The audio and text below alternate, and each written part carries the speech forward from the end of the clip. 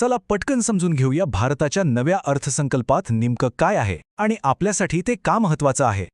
कधी विचार केलाय की आपल्या 140 कोटी लोकांच्या देशाचं आर्थिक नियोजन म्हणजे फायनान्शियल प्लॅनिंग कसं होत असेल? हे खरंच एक खूप मोठं आव्हान आहे आणि आज आपण हेच पाहणार आहोत की सरकार हे नियोजन नेमकं कसं करतं. आणि हा आकडा बघा, 53.47 लाख कोटी रुपये. हो, बरोबर ऐकलत. ही रक्कम इतकी प्रचंड आहे की कल्पना करणंही अवघड आहे. हा आहे भारताच्या नव्या अर्थसंकल्पाचा एकूण आकार. ठीक आहे, आकडा तर खूप मोठा आहे, पण महत्वाचा प्रश्न हा आहे की सरकार हा एवढा पैसा खर्च कुठे करणार आहे. चला तर मग बघूया की सरकारचा फोकस नेमका कुठे आहे. हा बार चार्ट बघा, एका नजरेत सगळं स्पष्ट होतंय. सरकारचा सर्वात जास्त भर कोणत्या क्षेत्रांवर आहे हे लगेच कळतं.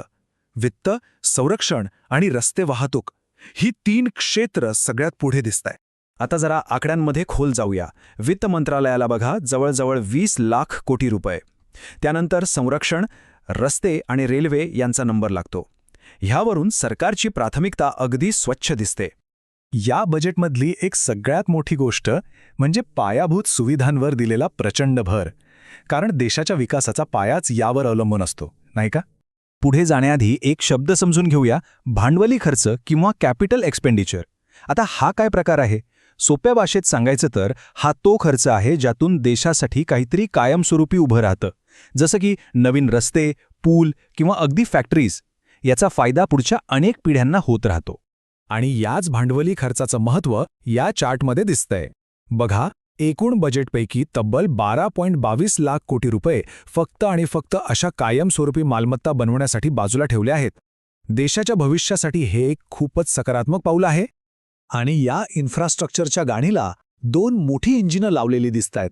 एक म्हणजे रस्ते आणि दुसरं म्हणजे रेल्वे. रस्त्यांसाठी जवळपास 3 लाख कोटी तर रेल्वेसाठीही जवळजवळ 2.25 लाख कोटी रुपयांची मोठी तरतूद आहे. म्हणजे दोन्हीवर सारखाच भर दिला जातोय.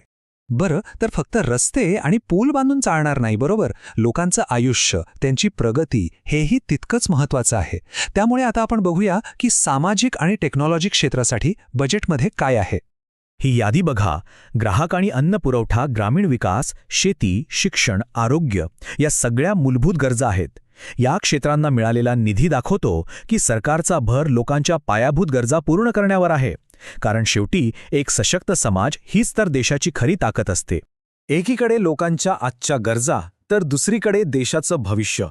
विज्ञान तंत्रज्ञान, रिन्युएबल एनर्जी, अणुऊर्जा, IT आणि स्पेस या क्षेत्रांमधली गुंतवणूक म्हणजे भारताला भविष्यासाठी तयार करण्याचा एक प्रयत्न आहे.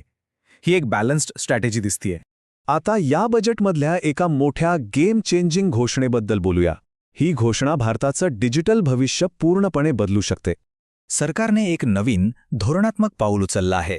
जगभरातल्या मोठ्या डिजिटल कंपन्यांना भारतात गुंतवणूक करण्यासाठी आकर्षित करणं हा यामागचा उद्देश आहे. आणि त्यासाठी काय केलंय? तर परदेशी कंपन्यांनी भारतात डेटा सेंटर्स उभारल्यास त्यांना तब्बल 20 वर्षांसाठी टॅक्समध्ये सूट म्हणजेच टॅक्स हॉलिडे मिळणार आहे.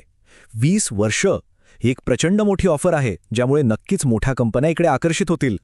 या सगळ्यामागे एकच स्पष्ट ध्येय आहे, जागतिक डिजिटल बाजारात भारताचं स्थान मजबूत करणे. या एका वाक्यात या योजनेचं सार आहे. तर आतापर्यंत आपण बरंच काही पाहिलं. या सगळ्या बजेटचा नेमका गाभा काय आहे? चला 3 सोप्या मुद्द्यांमध्ये हे समजून घेऊया. थोडक्यात सांगायचं तर या बजेटची कहाणी 3 भागांमध्ये विभागली आहे. पहिला भाग राष्ट्र उभारणी म्हणजे इन्फ्रास्ट्रक्चरवर मोठी गुंतवणूक. दुसरा भाग लोकांमध्ये गुंतवणूक म्हणजे सामाजिक कल्याणावर भर. आणि तिसरा महत्त्वाचा भाग भविष्य सुरक्षित करणे म्हणजे टेक्नॉलॉजी आणि डिजिटल इंडियाला पुढे नेणे. पण या सगळ्याच्या शेवटी एक प्रश्न उरतोच. पायाभूत सुविधा आणि डिजिटल क्षेत्रावर केलेली ही एवढी मोठी गुंतवणूक खरंच पुढच्या पिढीसाठी भारताची अर्थव्यवस्था बदलू शकेल का? याचं उत्तर तर येणारा काळच देईल. पण यावर विचार करायला नक्कीच हवा. Thank you so much for watching this video. Please like this video, share this video to your friends and relatives, comment your queries and subscribe this channel.